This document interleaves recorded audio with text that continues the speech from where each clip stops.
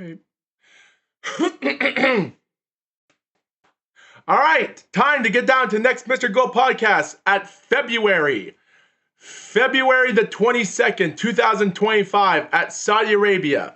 Beterbiev versus Bivol, 2 undisputed light heavyweight championship event coming to you viewers live from the venue of Riyadh, Saudi Arabia. This is history, and there's going to be a lot of other problems that I might not like about this show because there's just so much stuff I just don't really like about, and to be honest, there's nothing much I could say about it. So, for what reason, who knows? Who knows what's the truth, what's this or that? And the first information I like to point out for all boxing fans out there are the news. Now, on Forbes.com, which has the entire fight card for fight number 2 of the Bivol versus Artur Beterbiev fight 2, that the story comes out in October. Well, mostly before we get to Forbes.com, Artur Beterbiev defeats Dimitri Bivol by majority decision, despite how he managed to barely win the fight by close disparity, by one judge giving it 114 even, 115, 113, 116 to 112, all favoring Beterbiev as Canadian/born Russian light heavyweight champion of the undisputed era, of the 4-bout era. But the worst is yet to come, because with only 9 matches on the show, 7 of them are title matches. Unfortunately, 4 of them are interim titles, which originally there were supposed to be 3 and 4 legit world titles. But we only have 4 interim titles, single interim titles, 2 single world major titles, and 1 unified/undisputed championship. And 2 matches that are just matches to just kick things off, even though they're not on TV, but yet again, it's probably best to talk about it. So the first match is Mohamed Alakel, 2-0. He defeated Angel Gomez, a jobber with 8 wins, 42 losses, and 3 draws. He gets his his third win. He's now ranked only number 679 in super featherweight at 20 years old, with 0 knockouts from the country of Saudi Arabia. I do wish Saudi Arabia best of luck if they ever have a world champion in the future. I'll give credit for Mohamed Alakel. The second match is Ziad Almayouf. He's ranked number 479, and at 24 years old, even though he is living in Los Angeles, California as a resident, even though his nationality is in Saudi Arabia, as a super lightweight in BoxRec, he's ranked number 479. He only has 1 knockout, 7 wins, and 1 draw. And to be honest, guys, by 2024, he even though he's fought from other countries in 2023, he went to the UK and Poland to win some fights against nobodies.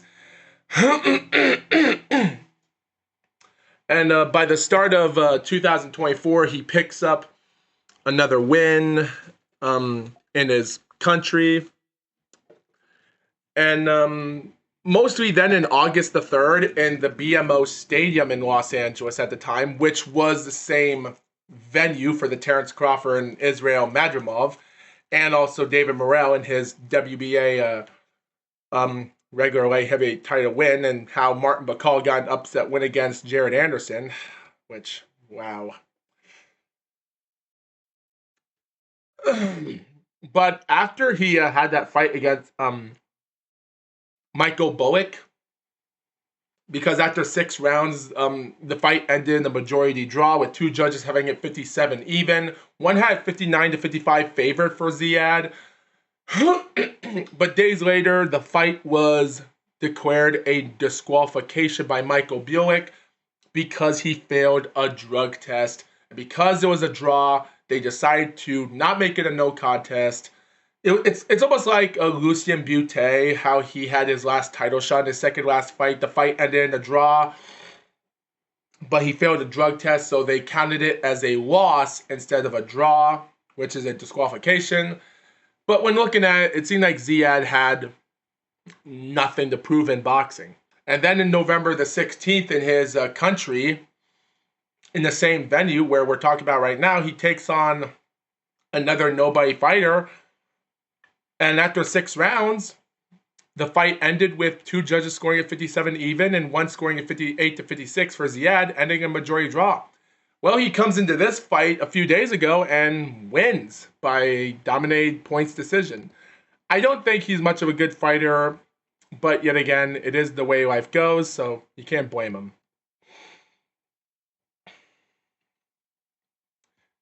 But, ladies and gentlemen, that's not the worst part about this entire show. The worst is yet to come. Because, guys, I don't want to be alarmed about this, but you do have to question yourself. Is there something going on in Saudi Arabia?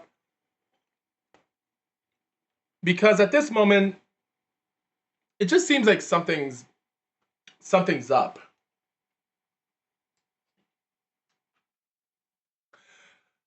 Because originally the co-main event for the Beterbiev and Bivol card was initially scheduled for the semi-main event for Daniel Dubois versus Joseph Parker for Daniel Dubois' IBF title. However, Parker fell ill on Thursday and was pulled from the fight and replaced by Martin Bivol, who is the number 2 fighter in the WBO rankings. So, technically, Parker fell ill, so they replaced Martin Bivol for the fight for the WBO rankings, even though they were fighting for the IBF title, even though Parker's the WBO interim title, but they just make the WBO title interim title on the line, even though Parker fell ill? Question mark? I'm not kidding, guys. I'm not kidding. That's what it says on Forbes.com. I'm not joking with you, viewers. If you think I'm joking with you, viewers, this is what it says on Forbes.com, because when looking up every information about this one got me laughing my butt off. I'm going to play a screen capture right now. Here it is. So right here, ladies and gentlemen, is what it shows right here. For the Beterbiev Undisputed title, this is the co-main event, which I call it the semi-main event, WBO title on the line for Bivol and Parker. Wait a minute. I thought it said Joseph Parker fell ill. And of course, Stevenson Padley, we'll get to that later and everything else. But right here, it says co-main event of the Beterbiev and Bivol 2 fight card had Daniel Dubois and Parker for the IBF title, and it says, however, Parker fell ill on Thursday and was pulled from the fight. So, whoever typed this online really had no brains of what the heck he was typing. And better yet, it also says right here, no information was given on the nature of Parker's illness. If he is ill, I hope he gets better soon. I'm looking forward to Saturday and having a great show, Parker said before learning of his replacement.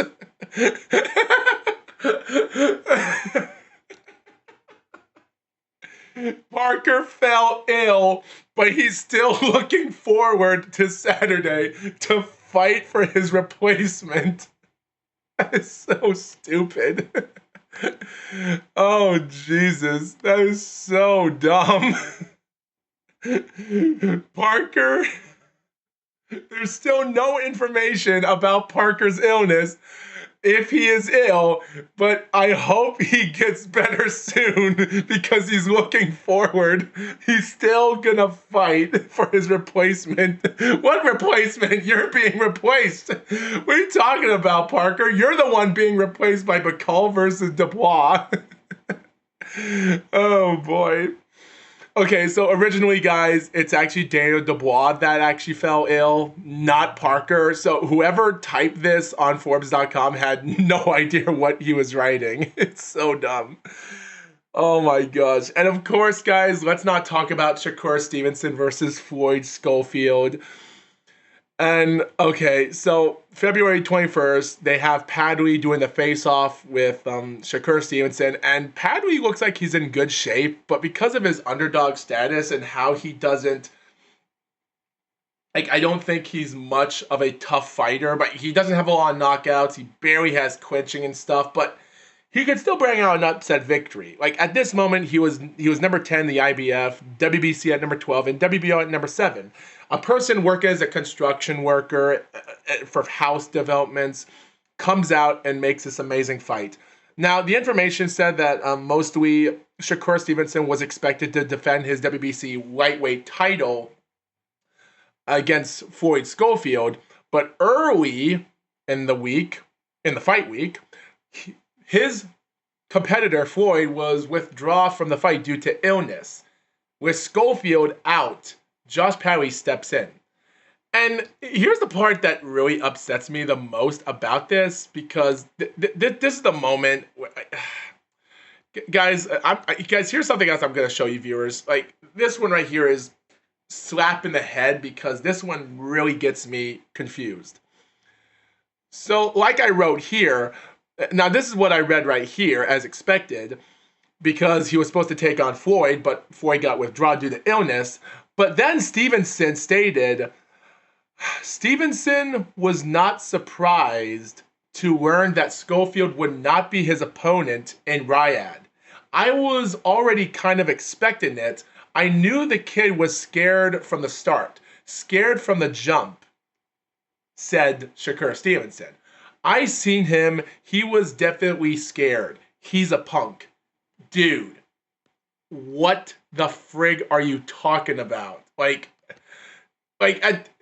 Dude, like, what are you talking about? Like, this guy is known for being like friggin' Lance Storm, you know, like ECW World Tag Team Champion, WCW United States Tag Team Intercontinental World Champion in WCW, and barely an Intercontinental and Tag Team Champion WWE, and he's always going to be known for Stone Cold Steve Austin calling him boring in 2003 and 4, and how his career died in 2005 because, like, and people will always remember Lance Storm for being boring for how crap this is.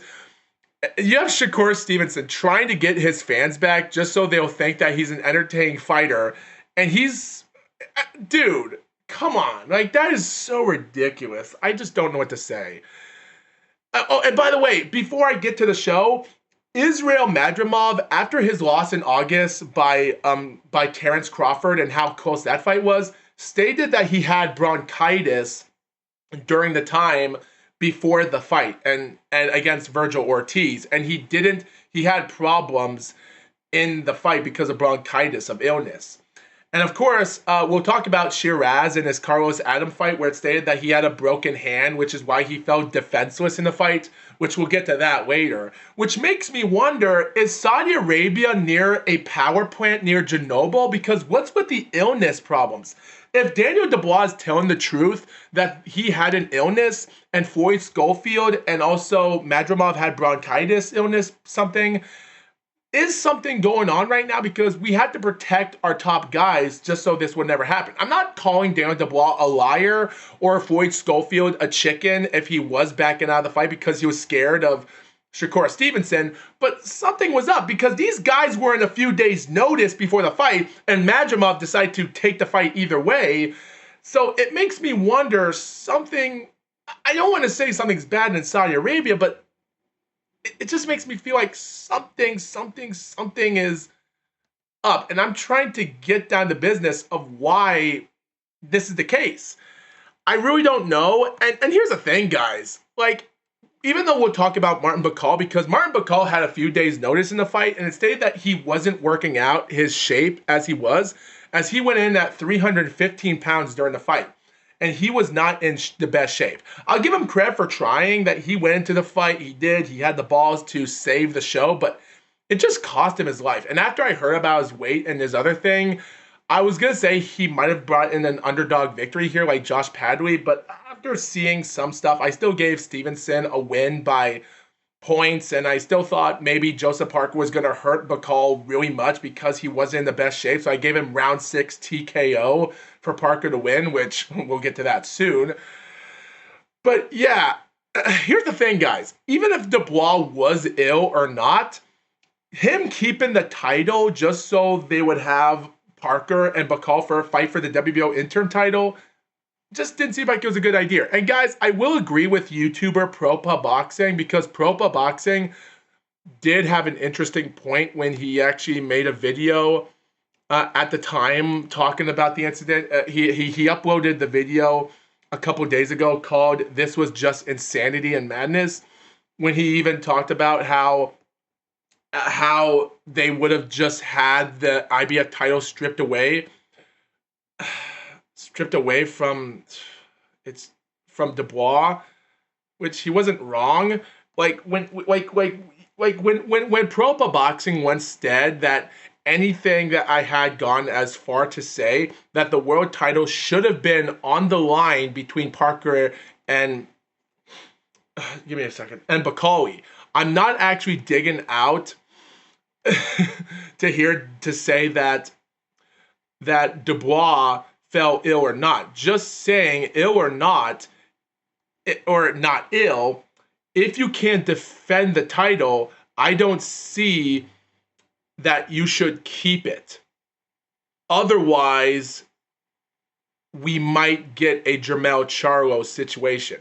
Now, guys, when we're talking about Jermell Charlo, we're talking about his other twin brother, not the undisputed champion that lost against Canelo Alvarez. We're talking about his other brother, twin brother. Yeah, there's 2 Jermell Charlos. One's undefeated, and he has been on hiatus because of absence and still has a title for a long time without defending it.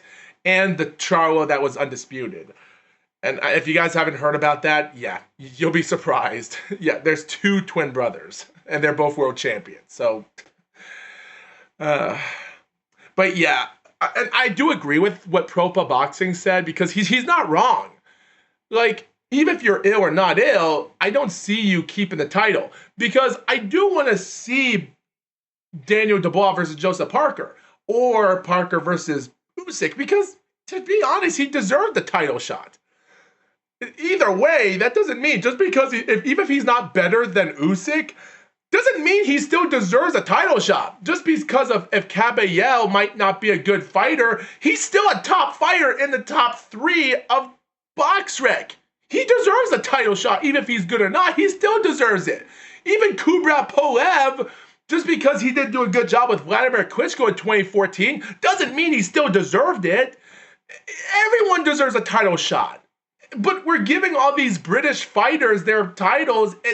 It just gives me a headache, and I can't wait to talk about all the dumbness, because there's just so much crazy information, and I'm sorry it's been 18 minutes for me talking about this, but I just don't know. I don't know. So guys, I did put my money on a lot of fights. I believe that Callum Smith, I gave him a chance to win a 12-round fight by decision, the fight. I gave Agit Caballel a round 10 knockout victory, because I think if he can hurt out if Frank Sanchez and the Arslanbek Makhmudov a year and a half ago, then maybe if he can hurt out Zhou Zhang. And even though I did thought Zhou Zhang could win by knockout, but I was expecting him to get a knockout on Caballel, which, believe me, it's crazy. I did give Virgil Ortiz a win here. I was voting for Carlos Adams to win, even though he was a champion, and even though a lot of people said that Shiraz might have won because they gave him betting odds, and I just had an underdog pick for Carlos to win, even though he was an underdog for some reason. And I did give Shakur Stevenson the win, Joseph Parker the win, and friggin' Dmitry Bivol the win, because... And the reason I picked those fights for the win is just because of the age difference, because Zhou Zhang and Artur Beterbiev were not in their prime. They were in their 40s. Martin Bacall was not in good shape. Josh Padley was, but he wasn't much of a knockout artist, or he just didn't have that speed reflect that Shakur Stevenson did. And I thought Carlos Adams would have a chance to defeat defeat him for the win or something like that, which we'll get to that later. And Callum Smith, I think I gave it to him because maybe Joshua Buatsi had a great record, but I thought maybe he was putting his career on the line because he had an undefeated record, and Callum Smith is trying to recover from his 2 losses. You viewers will be surprised of how the outcome was. I am surprised by my picks. It's crazy. So we go to the WBO light heavyweight interim title. Joshua Buatsi, champion, taking on Callum Smith. So at this moment, Callum Smith, as I just said, he scored out 2 losses, and ever since his loss against Canelo Alvarez was shocked enough, I did thought maybe he could recover from everything he did in his career. And even though in 2022 he went to Saudi Arabia for the first time and scored out an amazing KO victory, but then lost against Artur Beterbiev, but I thought to myself, maybe he can still recover from the fight. And when I heard he might have been going to Saudi Arabia on February the 22nd, and after he had a nobody win in November a few months ago, while Joshua Buatsi has only boxed in Britain, the UK, for his whole life, and he only did box in the USA once back in 2019. So I thought to myself, okay, this is the first time he's going to travel to another country other than the US a few years ago. So I don't know if the environment is going to be good for him in Saudi Arabia, which is also the reason I gave Callum Smith the victory, because he was at Saudi Arabia and he was a traveling person. So I was thinking Callum Smith knew the environment. He was getting used to it from Saudi Arabia, and Joshua Buatsi was going out of the UK for the second time in his career because he's been there so much. So I didn't know if he thought the environment was good, which is also the reason why I thought Callum Smith was going to win the fight. Seriously, I really did believe that was my pick for the entirety of that show. And I'm not going to get to the fight because there's not much to it. Because, like, the fight ended with judges scoring it 119 to 110, 115 to 113, 116 to 112, all favoring one fighter. And there's nothing much you can say about it. These guys are in their 30s. They're both around the 175-pound mark. 6'2" Buatsi, 6'3" Smith. And by the way, guys, I do love the tail of the tape where they have a camera getting a wide shot of the arena and the crowd, and then it has this tail of the tape where they have smoke around the building, or almost like it was edited. It was edited. It was so good. I don't know how they even did it. It was so good. I just don't know how to explain it because it was so amazing of what. Like, if you guys watch, like, there's actually, I think there's actually a highlight clip of that clip that I think they actually showed us a highlight on YouTube of that. It was so good. It was so good because they had smoke around the area, the tail of the tape. It was, I don't know how they did it. If you just watch the video, it's just so amazing of how they edited that. It was just so, I don't know how to explain it, but I think there's a highlight on DAZN Boxing that shows that, the highlight of it. It's just so good. So, like I said, guys, the match starts off as Buatsi trying to box his way through, and there is times that Callum Smith was doing an okay job defending himself, but yet again, and also I kind of found it weird that the back of Callum Smith's trunk show the word autism for some reason. Does that mean he had autism? Who knows? It's crazy that the first 2 minutes, Buatsi pushes him to the ropes and then he stumbles and trips to the ground, which kind of felt scary at first. But everything in the fight was just wild. The power punches, and everything else. Like, Buatsi and Smith were landing even punches and other punches in around the first and second round.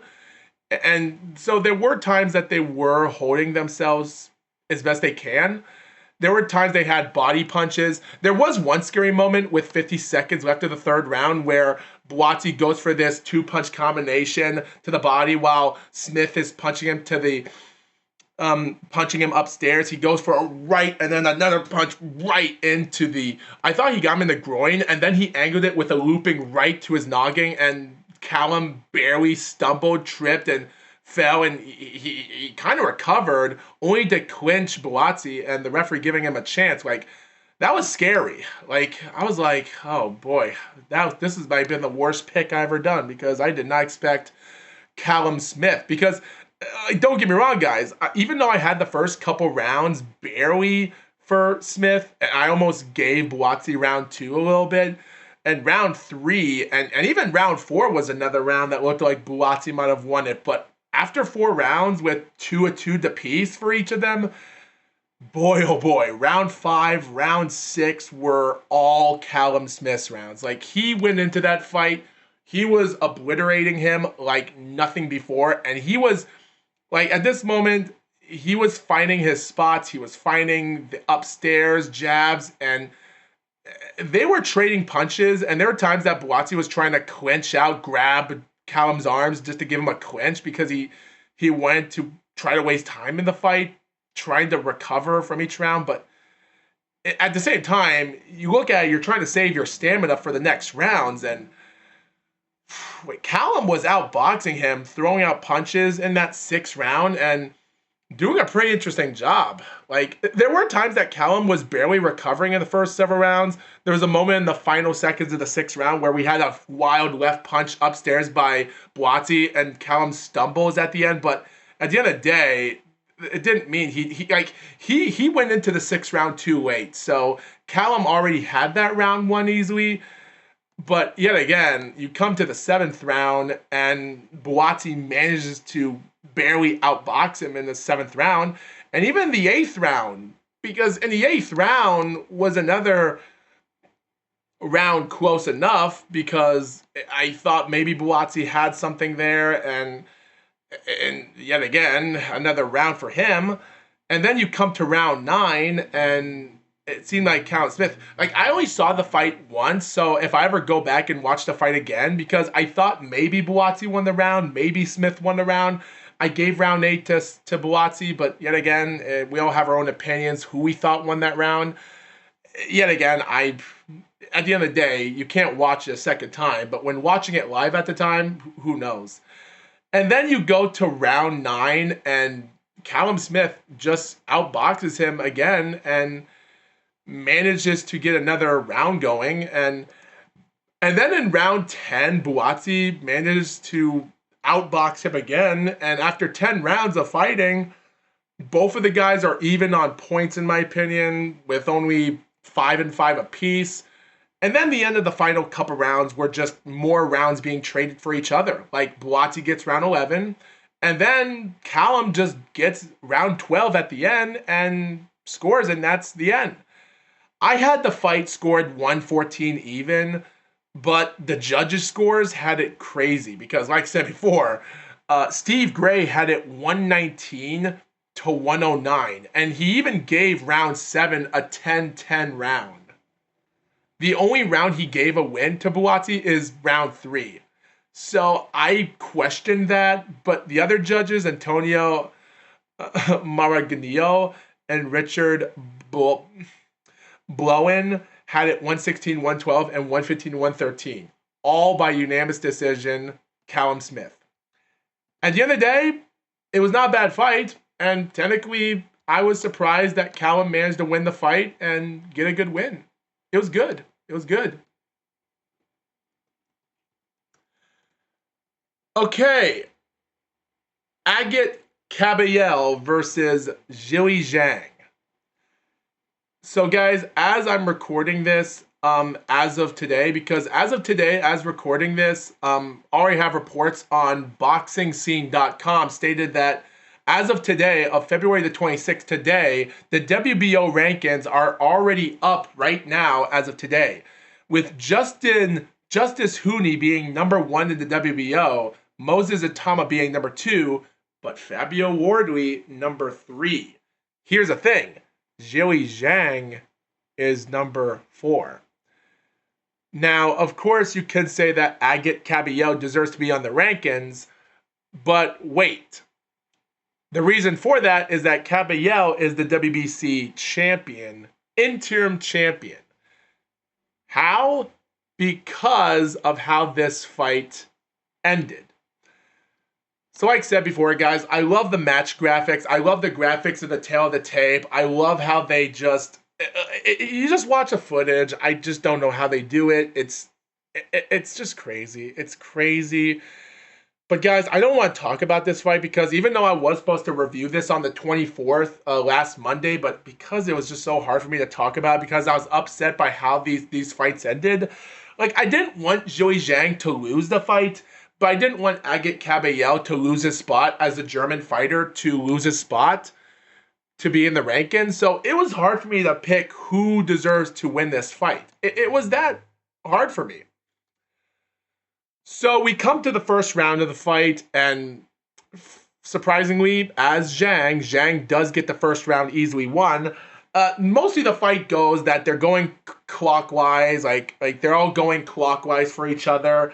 And there is one moment halfway through the first round where Zhang is now getting punches thrown, knocking back Agit in the first round. And at this moment, I was like, what are you doing, Zhang? Why are you using all your energy in the first round? I was really worrying myself because even though I did say Agit would win by round 10 or even round 9 by knockout, but he was using up most of his energy in the fight. By round 2, Agit got round 2, and then by round 3, it seemed like something was wrong with Zhang. It just seemed like his body was getting tired by round 3. But here's the thing I found really surprisingly. Agit Kabayel was so much into body punches that this is the moment when I realized that something was up. Now, guys, in every boxing fight for Joey Zhang's career, a lot of boxers don't go for body punches on Zhang in fights. But there is times that there are body punches, but not a lot of them were affecting Joey Zhang in the fight. I even look back at Jerry Forrest, and Jerry Forrest never wasn't a really good skillful fighter, even thinking about bodying for body punches in the fight to give Zhang a loss. It just didn't seem like it. And so I was questioning what Agit was doing. There was a moment in round 4 that seemed like something was going on because in round 4, Agit, at this moment, knew that Zhang had his energy. He was throwing uppercuts, well, I wouldn't say uppercuts, but jabs upstairs, hooks downstairs, extra body punches. And even though Zhang would go for body punches a couple times and sometimes in the 4th round, but Kabayel was outboxing everything he had in that. By round 5, he was already, at this moment, I was thinking to myself that this should be the moment that there's just, because I know that in my mind, in my heart of heart, I had a feeling maybe Zhang was going to get the knockout punch anytime now. Maybe he was going to wait for Kabayel to lose his energy. But at this moment, Kabayel knows that his energy and his stamina and his father time was getting the better of him in this fight. So, but I knew that Zhang still had that punch. And with 40 seconds into the 5th round, out of nowhere, Kabayel stumbles forward to Zhang. He goes for a left punch. He goes for a left jab. Zhang goes for a left jab. At the same time, they both jabbed each other. And then they both swing a wild looping right to each other. They both miss. And then out of nowhere, Zhang goes for this amazing punch right down to the temple of Kabayel, and he goes down.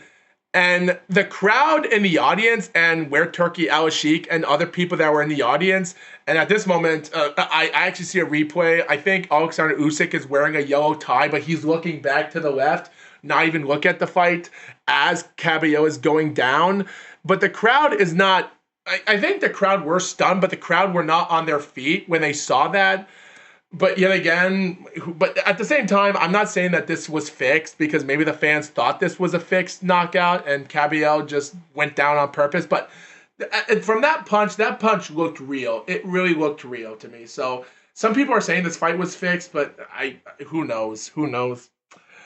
And then we go to the 6th round where everything was going downhill. At this moment, Kabayel was still going for body punches. And then with 45 seconds left, he can't stop throwing body punches. Zhang goes down for some, I think he put his glove on the canvas because the referee might have saw it, even though the cameras didn't catch it. So he gives him a knockdown. And then Zhang is getting tossed into the ropes from one rope to another. Another body punch goes down Zhang. And at this moment, it seemed like he's just stretching his back because it was just so dangerous. And seeing the replay of Zhang and his bloody nose, I just felt bad. And then he goes down a third time, or I think it was a third time. I have to look back again because it said that he was dropped down with a body shot with a KO. I think someone said, or maybe that was some other boxing fight I was talking about. But still, around 2 minutes and 29 seconds of the round, the referee stops it by KO, and Agit Kabayel is the winner of the fight. And at this moment, I just felt bad looking at this match, and then Anthony Joshua congratulates him into the ring, and that's how it ends. And I could swore that there was a moment I thought maybe like Alexander Usyk did come to the ring and congratulated him with the interim title he had. So yet again, which was vacant, but yet again, I wouldn't really say there's much to it. But at the end of the day, it does stink. Like you have Zhili Zhang, this person, like, yeah. And looking at it, guys, it just seemed like Zhili Zhang was doing the Mike Tyson versus Lennox Lewis fight, only fight, where Mike Tyson used up all his energy in the first round, and he never won any other round after round 8 when he lost. It just, like, seeing 3 body KOs in a row in the 6th round, yeah, I look back at it. I'm not saying that Agit Kabayel does strike a lot of craziness. And people online in the comments are even saying stuff like, oh, Kabayel is too slow. He doesn't have what it takes to beat Usyk. And I'm like, dude, what else do you want Usyk to fight against? Because I don't want to see him fight against another British fighter. I don't want to see him fight against Joshua or Dubois or Fury again. I don't want to see that. I don't. It's a waste of time. Because the entire heavyweight career, if you don't talk about Chaz Witherspoon, which was his first fight back in 2019 in his heavyweight, and his first heavyweight fights in 2013 and 2014, which were not British fighters. But by 2020 to 2024, and my nose is itching too much, Usyk has only been fighting against British fighters. So it's so bad to see that people are saying, oh, Agit Kabayel doesn't have what it takes. Because, yes, he's not a massive puncher, he's not super fast, but he still has a lot of solid stuff. He has discipline. He has heart. Like, and I really want to see him try to fight for a world title. I want to see Zhang fight for a world title, but there's no Chinese boxers that have no skills. And I'm not trying to offend out Asian because people are saying Asian people are short. There's a lot of small Asian people. You go to a Japanese subway train and you see these little small seats, and I have a big butt, so it's hard to sit down in a small chair because us foreign people are like giants of Goliath, and there's a lot of Davids in the train, so we don't have a lot of big heavyweights in those countries. But that doesn't mean that there's still a chance we want to see that. Like, I'm saying that Zhili Zhang deserved to get title shot a long time ago. I wanted to see a rematch with him and Parker, even if Parker was going to win the IBF title. Well, scratch that, because we'll get to that later. I just don't understand what people want to see an Alexander Usyk fight, because I don't want to see another British fight with him. It's a waste of time, it's a waste of money, and it's a waste. It's just, that's it.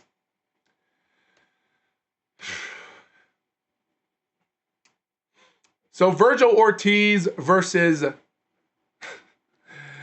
oh boy, versus Israel Madrimov.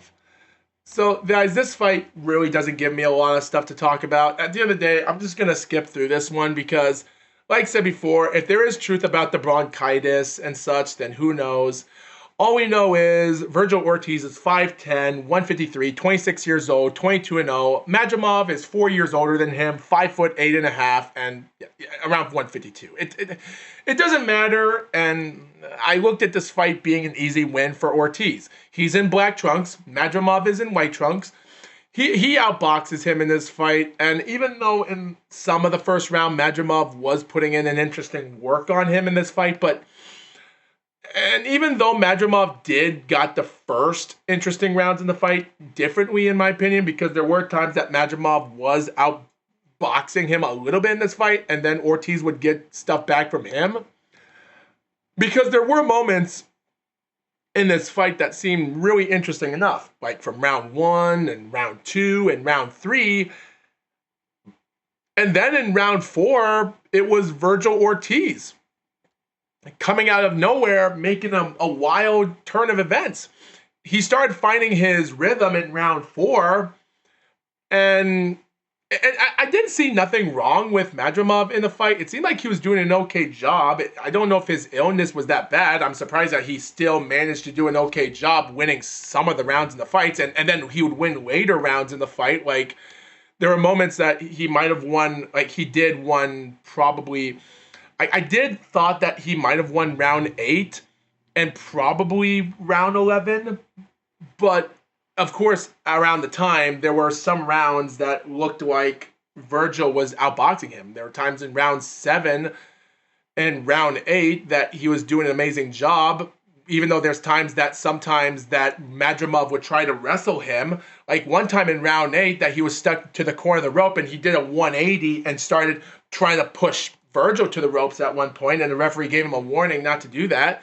Or even in round 12 or round 9, like there were some times in the fights that seemed like that there was still a lot of domination, because Virgil was completely dominating him in round 4, round 6. He even demolished him in round 9, 10, and 12. Like, he had a handful of rounds that were completely demolished rounds on him. And it seemed like it was a pretty surprising turn of events. And it was surprising me. Of course, by round 10, just seeing how Virgil was putting out a lot of work in the fight. And then in round 11, like I said before, the last 30 seconds of the fight looked like Madrimov might have won the round, because he was out throwing interesting punches in him in the last 30 seconds of the fight. And that's why I thought there were moments he might have won. And then in the 12th and final round, it was just... it's hard for me to talk about it, because, like I said before, there were times that Madrimov was getting tired. There were some times there were clinches and moments in the fight. But he was putting in an interesting close work at the time in the fight. But at the end of the day, if I wanted to talk about this fight, this would be a long episode, because I'm already trying to do a 2-part podcast right now. Part 1 is this entire show, and part 2 are other things that don't have to do anything about the show. So it's just crazy, because even though I really can't say much about it, but yeah, I had the fight 115 to 113, giving round 4, 5, 6, 7, 9, 10, and 12 for Virgil Ortiz to win. And 2 judges had the similar way. I think they had an announcer judge at the time giving it 116 to 112. Someone said they had it 115 to 113. One judge had it 117 to 111. And your favor by WBC interim world super welterweight champion Virgil. And that's all it says. All in all, nothing much to say about this fight.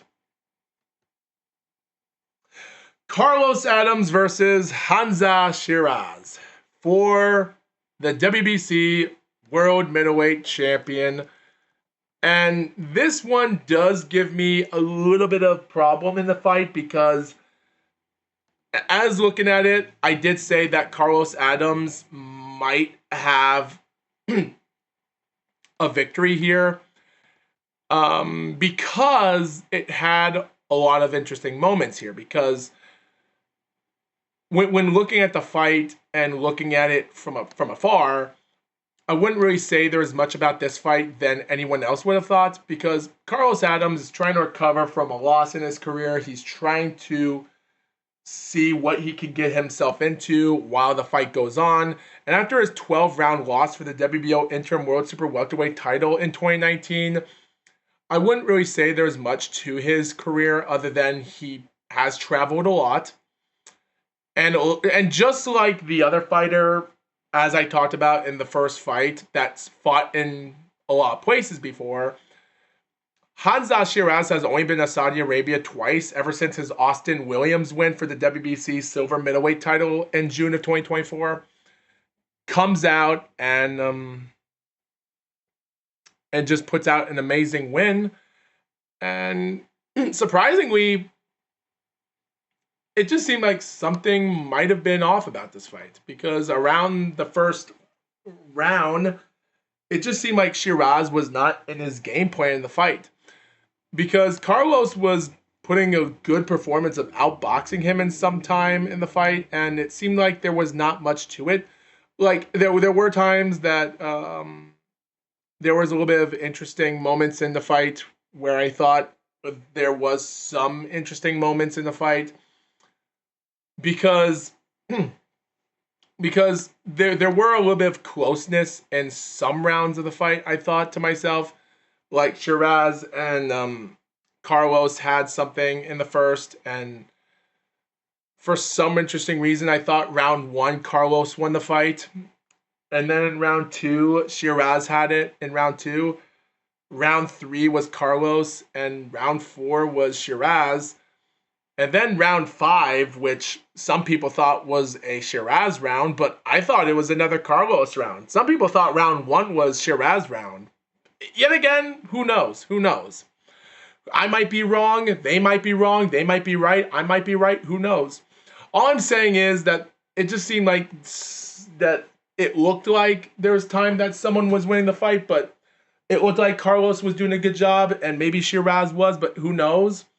Like, there's moments in round 5 where Shiraz was throwing punches, but there was moments that he was actually in the defense. Because, guys, the problem about the fight is that he was on the defensive side for a lot. Because Carlos, there were times that in rounds of the fight that Carlos was doing an interesting job. There was one, it was just sometimes that there was moments in the fight that some people thought maybe someone gave round 1 the win for this guy. And also the announcer, I forgot who the person was. There was also a friend of theirs in the desk at the time that gave Shiraz round 1, but gave Carlos Adams round 2 after the 6th round started for some reason, which I still find it really confusing. There's a lot of us confusing judges. Really, I just don't know. But I don't want to get to that because this would be too much of a video to talk about. But my point was that it just seemed like Carlos was winning rounds and Shiraz was just getting rounds taken from him, or some people were taking rounds from him, but I don't know.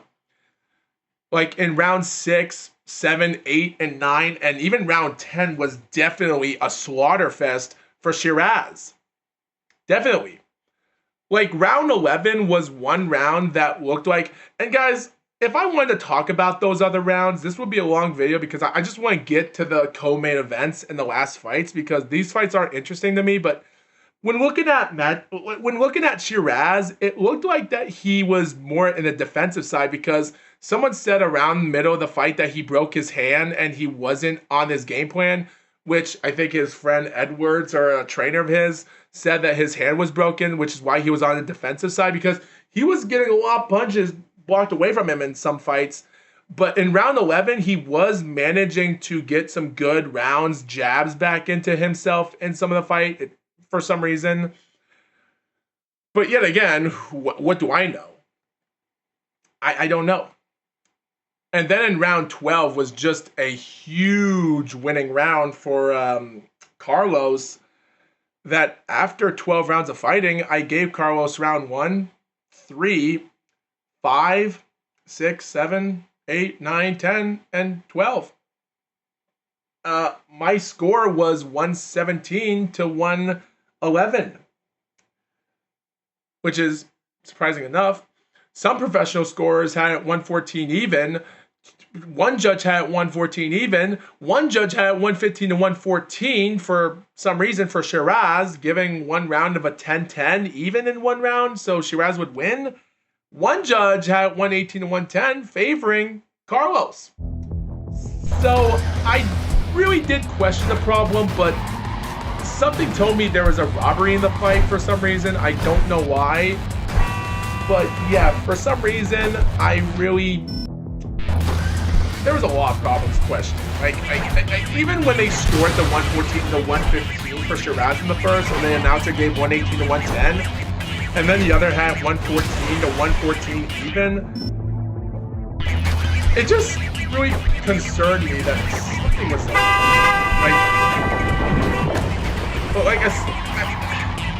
I don't know. It just seemed like something was up in that fight. Some professional scorers give it 114 even on BoxRec, and then other people had, I don't know. Something was up about this fight, controversial due to the internet and the fight itself. So I had it easily for Carlos in the fight. But it's a good thing he still gets to keep the WBC title after his win in June the 15th in the MGM Grand against Terrell Gasha. But yet again, I wish he would have won this fight, but we'll see. Like I said before, it said that Shiraz had an injury in this fight, so who knows who's telling the truth, but it is what it is.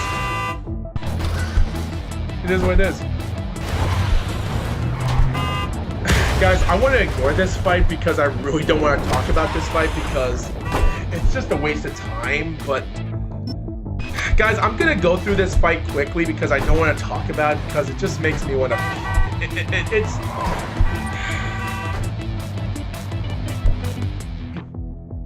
Shakur Stevenson versus Josh Padway for the WBC title. World Lightweight title.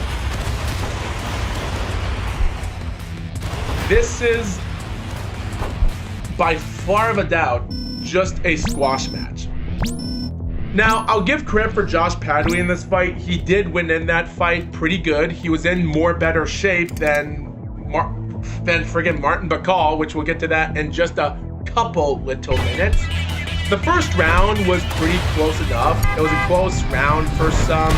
The first round was a pretty good, close starter for some of us, and it seemed like there was actually some competitiveness in the fight. And Padway was doing a good job in other rounds in the fight, but he wasn't really landing a lot of punches other than throwing a lot of punches, hitting Shakur's glove, and time when they were clinching, he would get free shots in. The first round was close of a Shakur round, but you can say Padway won that round if you want to, because that's the only round that I thought he won, because after round one, it just seemed like it was all Shakur Stevenson. By round two, he was already outboxing him in some spaces at the time. Round 3, round 4, round 5, and like there were times in round 4 where Padway was putting in more good performances, but he wasn't getting the punches connected, while Shakur was getting easy punches seen easily landing on Padway in the fight.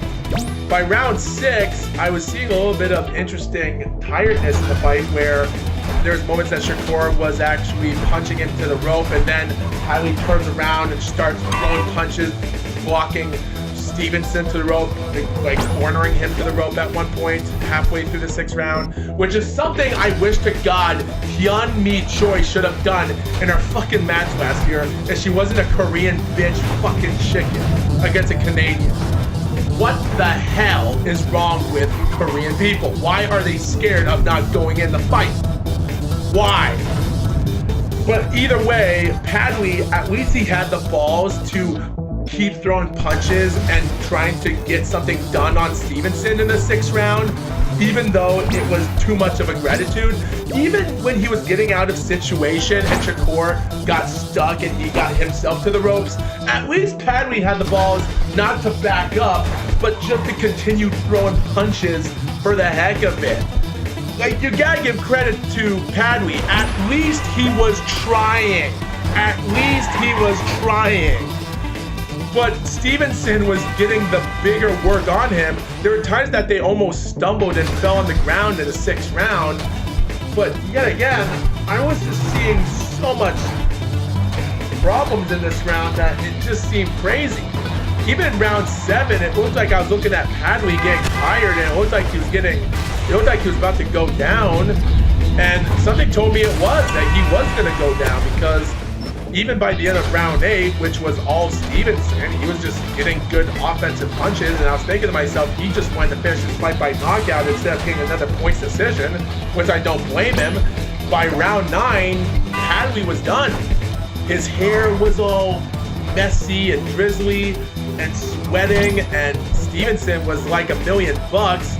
And with the first minute of the match of the 9th round, which I can't talk straight, he was putting in every single work trying to bring Padley down. Padley did not want to give up. So the first knockdown comes where Stevenson throws a jab, and then Padley tries to block it with his left, and he exposes his left rib, only for Stevenson to barely get a left punch connected, and Padley bends over, goes down, and then he actually slams his right glove in the canvas, which I questioned that because I don't know if he was faking that or not, but I don't know. Like, maybe he screwed up, maybe he was upset. And then 30 seconds later, around 1 minute and 30 seconds of the fight, he was cornering Padley to the ropes again, but Padley is still throwing punches trying to hurt him again. Dude, I will say though, body punches in this entire event are so crazy that knockout punches are in the body. That's just crazy. But yeah, he's still trying to fight back, and before the 1 minute mark was about to come to an end, he throws another body punch, down goes Padley, and then he somehow threw another punch that looked like that Padley already touched the canvas, so he hit him while he was down, and the referee told him to back up because of that. But for some reason, Padley gets back up because it looked like he thought to himself, yeah, I'm not going to win by disqualification. I'm going to win this deservingly. I don't know if that was the reason, because it looked like Shakur might have knocked him out, but then punched him while he was down, and the referee pointed at him that you better not do that again. I don't know why he didn't deduct him a point, or why Padley didn't stay down. Maybe he thought that they weren't going to give him a chance to win by disqualification because they weren't going to do that to Stevenson. Who knows? But all we know is 15 seconds left in the final round. Comes out of nowhere. He's trying his best to survive, and then Shakur throws another left body punch, another pound on the canvas by Padley. But at this moment, during the 3 minute mark, someone said that someone threw it in the towel, and that was it. By the end of round 9, Shakur retains the title, and as he retains the title, they announce the winner. The crowd is booing. Dude, that's just crazy. At the end of the day, I don't blame them, but yet again, what else can you say? It's just ridiculous. It is ridiculous. I just can't blame you. Joseph. Give me a second. This is hilarious. This is hilarious for me to talk about. Guys, I will say though, here's one thing I just want to talk about Shakur Stevenson. Even though Shakur Stevenson might not be an entertaining fighter, but this fight was not as boring as I thought. Josh Padley was doing some interesting stuff in the fight. He was having the guts to trade punches and try to keep fighting Shakur outside of the fight and right into the ropes, so it wasn't a boring fight. But at the end of the day, when you look back at it today, it was just a mismatch. It was a mega underdog fight, and Shakur had an easy win there, and that's all that matters. And for the real of the win, the title defense, and it was tough, but there wasn't much to it than just a single win. And for the real of a southpaw fighter from an orthodox, it was a mismatch from start to finish, and the southpaw Shakur had it right at the end.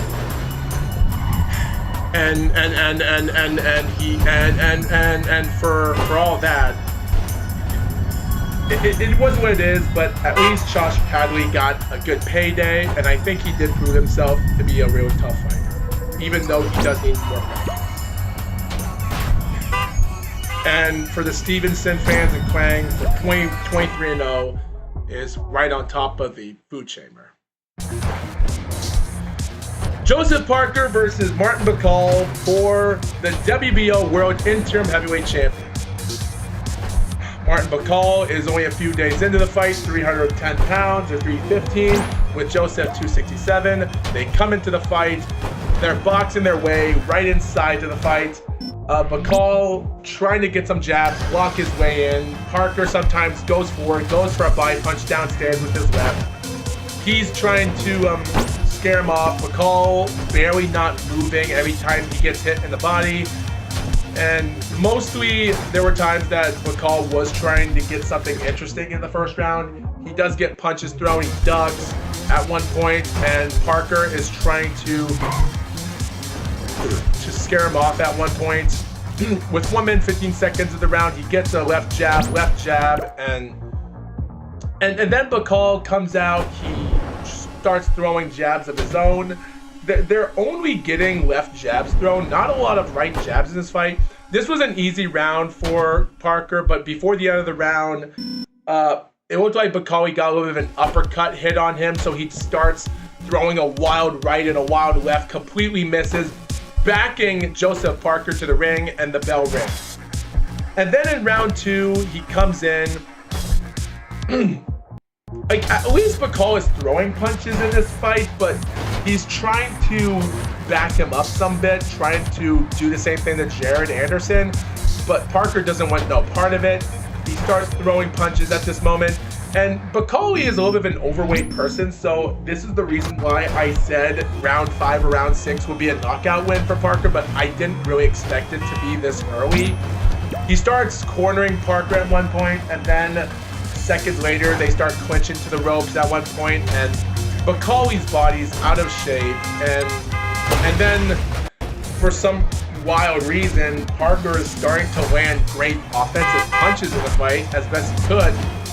But then the fight ends where out of nowhere, so the fight ends with 1 minute left of the fight. They stop, and then Bivol throws a right, misses, but then Parker out of nowhere somehow maybe had a looping right, barely clipping part of the equilibrium that hit Bivoli's equilibrium, which made him stumble back forth like a chicken dance. Down goes Bivol. And he tries to get back up, and by 6, 7, and by the 8 count, he stumbled to the corner, and as he tries to look at the referee stops the fight. Question mark, question mark, question mark. Why did referee Steve Gray stop the fight?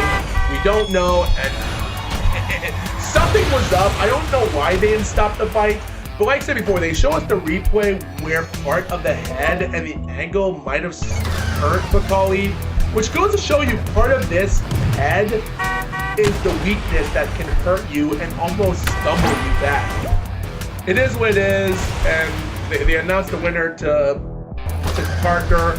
Bivol was rated number 5 in BoxRec. Parker was number 7. Well, guess what? Parker is now rated number 4 in BoxRec, while Bivol, well, he's rated number 15. Right down the garbage disposal, just like Joey Zhang, and that's it. It is what it is, but I just really question something wrong was there, but I don't know. It just seemed like something bad was here because, guys, this is what upsetted me the most a few days ago and why I didn't want to talk about this, because I was upset. Not because of Josh Padley and Martin McCall's day's notice, because they didn't have the energy to make it all the way to start to finish, but it just seemed so upset to me because I felt that something was wrong because guys, listen. 2023, 2024, Joey Zhang, WBO interim champion. Martin Bivol, number 1 ranked of the WBA, but he's from the Congo Democratic Republic of the Congo. Joey Zhang is from China. These are 2 boxers in the heavyweight that have never had a heavyweight title shot in their country. And all we get in 2023 is Usyk taking on Dubois in Britain. And then we get 2 fights in 2024, which are just Tyson Fury and Usyk. And Kubrat Pulev wins against German Mahmoud Achar for the WBA champion. And before you know it, now in 2025, Zhang and Bakal's careers are dead because of this night. And all we get is a British boxer ducking from a fight due to illness, and this is what happened. It just upsets me that that's what we got, and I just don't know why we have to witness that and why these boxers don't get a chance, because now, at this moment, I'm like, well, you might as well give them a heavyweight title shot against Kubrat Pulev. Why not have Zhilei Zhang fight against him? Or have Martin Bakal give him a chance to fight against Pulev? It just questions me. It's upset that I get to see a waste of time, and I just wish that's not what we would have saw from this show, and it just upsets me that it had to go this way. But guys, the main event is just going to get worse for me. Artur Beterbiev, Dmitry Bivol, undisputed, all for the gold. This is a moment when the straw broke my back, because so guys, here's the thing. I gave round 1, round 2, round 7, round 8, round 9, round 10, and round 11 for Dmitry Bivol.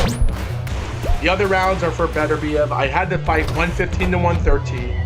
One judge had it the same way. One judge had 116 to 112, and the other had 114 even. So just like a few months ago, 3 of the scorecards were the same thing. Majority decision, all with 114, 114 even, 116, 112, 115 to 113, favorite Beterbiev. Only this time it's opposite.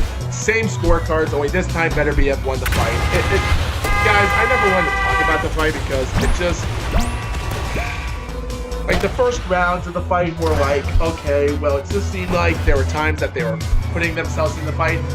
It is hilarious because if you had to put these guys in 5 fights against each other, I don't think none of them would knock each other out, because Beterbiev and Bivol were putting so much punches into each other after 24 rounds. There's just no way they would have knocked each other out in any round. I'll give credit, Bivol was doing a good job, and Beterbiev was trying his best to get something done in the fight, and he did start winning rounds early in the fight, like I said before, and he did had round 3, round 4, round 5, round 6, and then halfway through the fight, there were moments I thought he was messing up or something. Maybe. Like I said,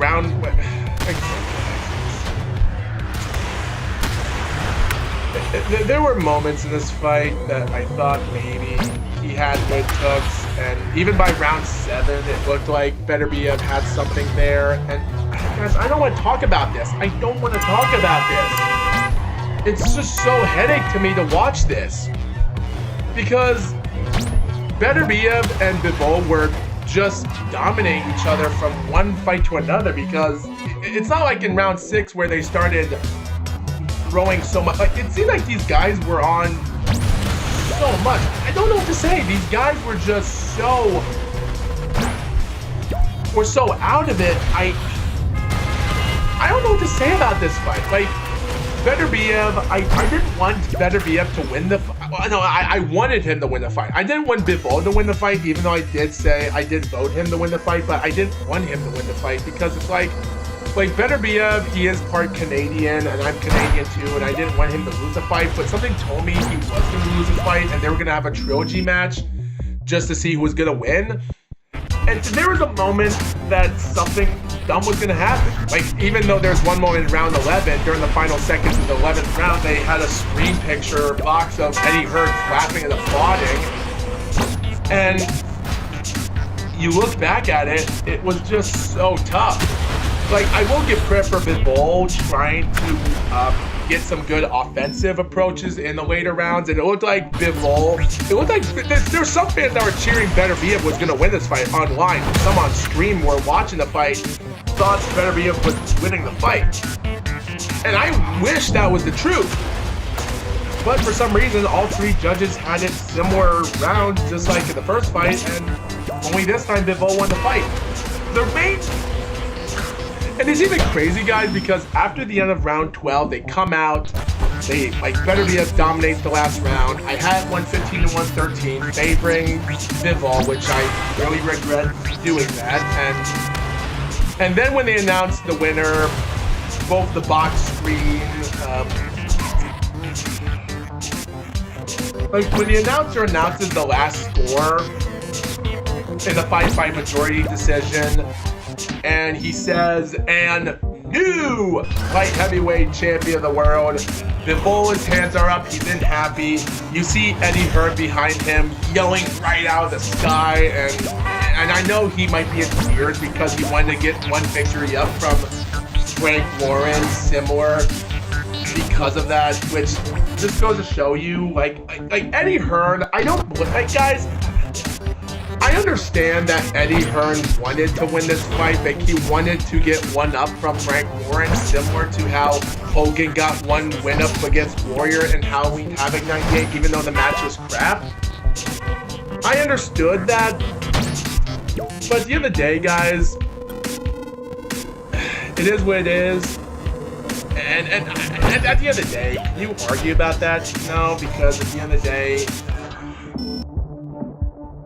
it's great that Eddie Hearn finally got a win up against Frank Warren, because 2024 was the year that gave him so much problems with the best out of 5. But at the end of the day, but you know what upsets me most? Some months ago, about a month ago, before, David Benavidez said that when he does win the fight against David Morrell for the WBA regular light heavyweight champion, he did say that if they're gonna have a trilogy match, if Bivol wins in a rematch, he's gonna go to the cruiserweight and just forget about the light heavyweight, because he doesn't want to wait another full year while these guys might have another rematch maybe next year or even by the fall of 2025. So at this moment, it's just another waste of talent. But who knows? Someone might strip one of the belts away from Bivol before the trilogy, and maybe Benavidez will win the fight and then win that title and maybe go for a win. At the end of the day, I am curious to find out what's going to happen in the future, but we're just going to have to wait and see while time goes on. And that's all I have to say. So that was the event for the Undisputed Light Heavyweight Championship event, Bivol versus Beterbiev 2 fight. I hope you viewers enjoyed this video. Make sure, guys, because guys, tomorrow as this video is uploading, I'm going to do another podcast of the updates of all of the other fights that's happened for the last some weeks right now. So we're going to see what happens. I can't wait to do another 1 hour video until my nose stops itching. So thank you for watching this video, and Foxwolf says, out.